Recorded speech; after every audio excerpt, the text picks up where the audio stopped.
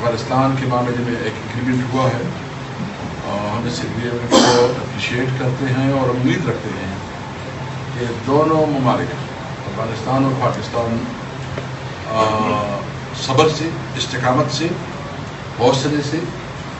ایک دوسرے کی نقطہ نظر سنیں گے اور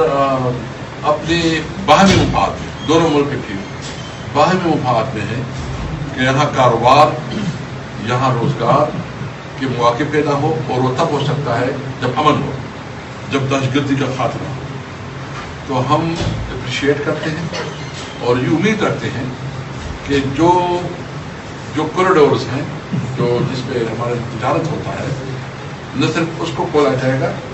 بلکہ مزید کوریڈور جو ہے نا میں اضافہ ہوگا تاکہ ہماری تجارت کے تعلقات مزید مستحکم ہو. اور اس کے ساتھ ساتھ ہم یہ بھی امید رکھتے ہیں کہ سینٹرل ایشیا اور رشین اسٹیٹ تک، جو کہ کیبنٹ نے ڈیسیجن کیا تھا کہ پاکستان کی جتنی بھی گڈس ہیں یا جو ہمارے ایکسپورٹس ہیں وہ ایکسٹینڈ ہوگی رشین اسٹیٹ تک اور سینٹرل ایشیا تک. تو مجھے امید ہے کہ اس کی بھی سنجیدگی کرنی ہوگی اور دونوں ممالک گٹ بیٹھ کر جو آپس میں ٹیبل پہ بیٹھ کے فائٹ سکورنگ کے لیے نہیں، سنجیدگی سے امن و امان کے لیے اقدامات کریں. اور آپ کو پتہ ہے کہ ہماری پارٹی کا ہمیشہ یہ موقف رہا ہے کہ افغانستان ہمارا ایک فرینڈلی کنٹری ہے اور ہم نے اس کی بڑی قربانیاں دی ہیں،